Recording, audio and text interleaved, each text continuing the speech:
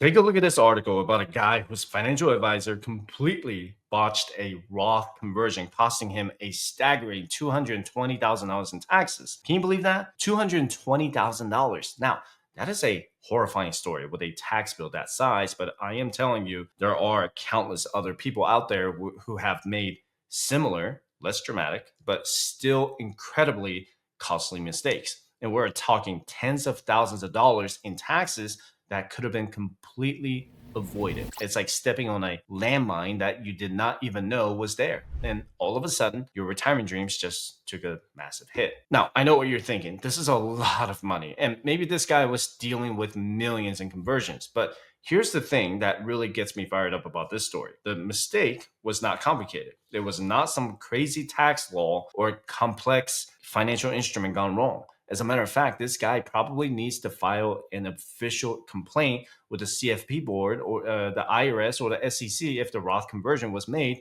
without his knowledge or consent. But anyway, I have also seen people make the most basic fundamental error with Roth conversions all the time. The only difference is that most people do not have $220,000 writing on it, but they are still making the same mistake and paying the price. So let me break down the number one most common mistake people make with Roth conversions. Because if you're thinking about retiring early or you have already made that leap, this information could literally save you a fortune. Now, this is the most common and often the most costly mistake I see people make with Roth conversions. It's what I like to call the Big Bang approach and making one huge lump sum Roth conversion. And the reason this typically blows up, they don't have a clear picture of where their overall income and tax rates will land by the end of the year. Think about it this way. When you convert money from a traditional IRA or 401k to a Roth IRA, that money, which you likely contributed pre-tax and that grew tax deferred, suddenly just becomes taxable income in the year of the conversion. It's as if you just got a massive bonus and the IRS is going to come knocking. If you dump a massive amount of money into your taxable income without understanding the tax brackets, you're almost guaranteed to get screwed. Let me give you an example. Let's say you are single and after your standard deduction, your regular taxable income is around $100,000. Now, you decide to convert that $100,000 from your old 401k to a Roth IRA. Sounds like a good idea on the surface, right? You're paying taxes now to get tax-free growth later. Smart move in theory. But here's where the numbers hit hard. If your regular taxable income puts you in, say, the 22% marginal tax rate, that $100,000 Roth conversion gets added on top of your existing income. So suddenly you're not just in the 22% bracket anymore. You could be pushed all the way into the 32% or even higher bracket if you have additional income sources. So keep in mind that by making that lump sum Roth conversion of $100,000, you're doubling your income for the year. By adding $100,000 to your income, you have just bumped yourself up into higher tax brackets. This is the mistake people make. And that $100,000 in Roth conversion is not taxed at 10, 12, 22, and 24%. It is actually taxed at 24 and 32%. Why? Because your W-2 job is already taxed at 10, 12, 22, and 24%. So that additional $100,000 in Roth conversion starts at whatever is remaining at the 24% bracket until your income hits $197,300, and then the remaining $2,700 will be taxed at 32%. That makes sense so far, right? So I'm going to say that again. When you add that $100,000 Roth conversion to your existing $100,000 income, you're looking at $200,000 total. So you need to be ready to pay taxes in cash for the Roth conversion. 24% of that $93,950 would be $22,548. 32% of the remaining $2,700 would be $864. So you would need to set aside at least $23,412 in federal income tax. And let's not forget about state income tax. This is a huge factor, and it's one that often gets overlooked in the excitement of a Roth conversion. If you live in a state with a high income tax state like California, New York, New Jersey, those kinds of places, that state tax is going to pile on top of your federal tax bill. That $100,000 conversion could suddenly put you into a higher state tax bracket too, eating even further into your hard-earned money. You could be looking at an effective tax rate on that conversion that makes your eyes water. This is precisely why the concept of chunking your Roth conversion is so critical. And instead of doing one massive conversion, you break it up into smaller, manageable chunks over several years. You convert just enough to fill up your current tax bracket without spilling over into the next higher one. It's like filling a bucket. You want to fill it to the brim, but you don't want to pour so much that it overflows and you waste water. You do a bit this year, a bit next year, and so on, and keep a keen eye on your taxable income each year. This allows you to control your tax bill, keeping it in those lower brackets, and it helps you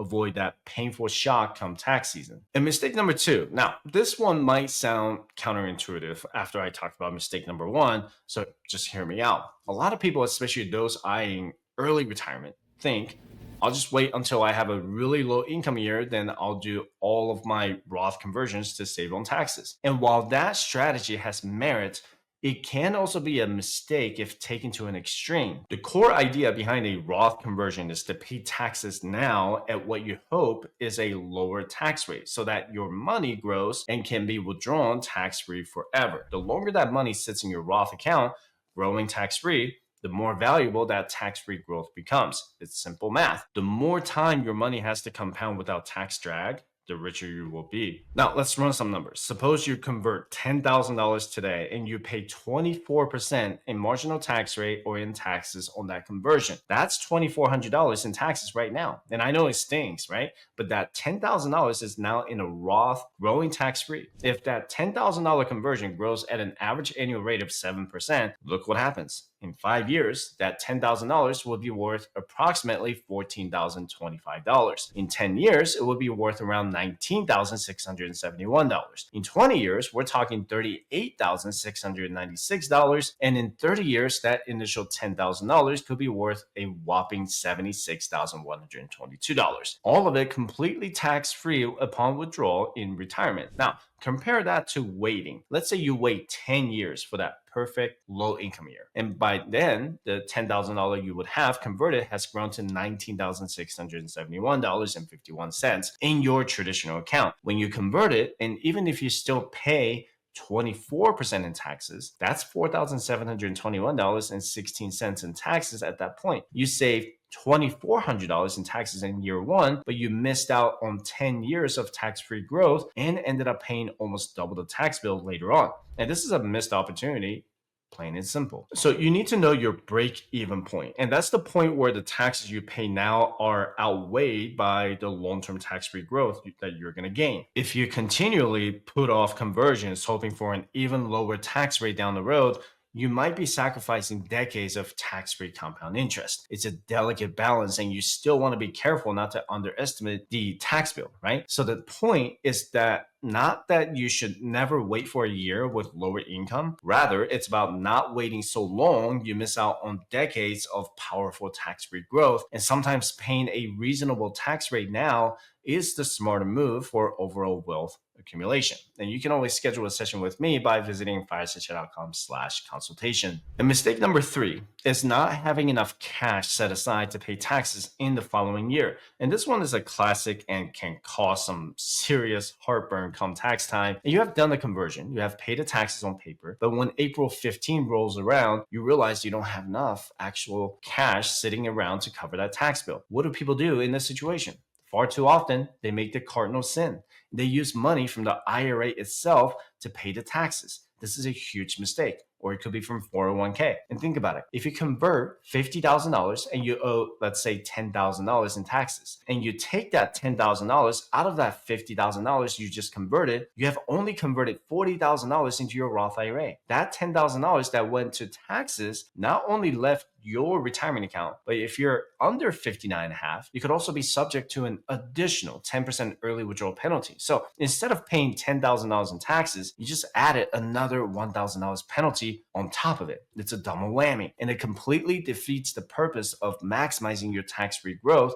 And you basically just shot yourself in the foot. This is why it's absolutely critical to have enough outside cash set aside to pay the taxes on your Roth conversion. And when I say outside cash, I mean money that's not in a retirement account. This could be in a regular savings account, a high yield savings account, or even a regular taxable brokerage account. The goal is to keep every single dollar you convert into your Roth growing tax-free for as long as possible, and don't let your tax payment cannibalize your future growth. And here's another pro tip for you. And depending on the size of your Roth conversion, you might need to make quarterly estimated tax payments. If you make a large conversion early in the year and it significantly increases your taxable income, the IRS expects you to pay taxes throughout the year, not just on April 15th of the following year. If you don't, you could be hit with underpayment penalties. So factor that into your planning and consult with a CPA or a tax professional in your local area if you're making significant conversions. They can help you figure out if quarterly payments are necessary and how much they should be. It's all part of being proactive and not getting caught flat-footed. Look, the thing about Roth IRAs and conversions is that they're honestly pretty amazing when you think about it. And I mean, where else can you park your money? Watch it grow for years without paying a dime in taxes, and then pull it out in retirement completely tax-free at 59.5. It's like having a deal with the IRS where they promise to never touch your money again once you have paid your dues up front. But here's the thing, and I cannot stress this enough, you have got to treat this stuff with respect. It's not some get-rich-quick scheme you can just throw money at and hope for the best. You need to actually think it through and have a plan. The whole point is not to dodge taxes completely. That's not realistic, and it's not even the goal. What we are trying to do is pay those taxes smart at the lowest rate we can manage so we can maximize what we keep in the long run. And that's where this chunking strategy becomes your best friend. So instead of trying to convert everything at once and getting hammered with a massive tax bill, you just do a little bit each year and keep yourself in the tax bracket you want to be in. Don't go crazy and let that Roth balance slowly but surely build up over time. It's like they say, this is a marathon, not a sprint. If you're seriously thinking about retiring early, or hell, even if you just want your money working harder for you, you absolutely need to understand how Roth conversions work. Don't be the guy who gets blindsided by a huge tax bill in April. And definitely don't be the guy who misses out on 20 or 30 years of tax-free growth because you were too nervous to pull the trigger. Get yourself educated on this stuff and make decisions that actually make sense for your situation. And this has been another beast of a video, and I hope you got a lot out of it.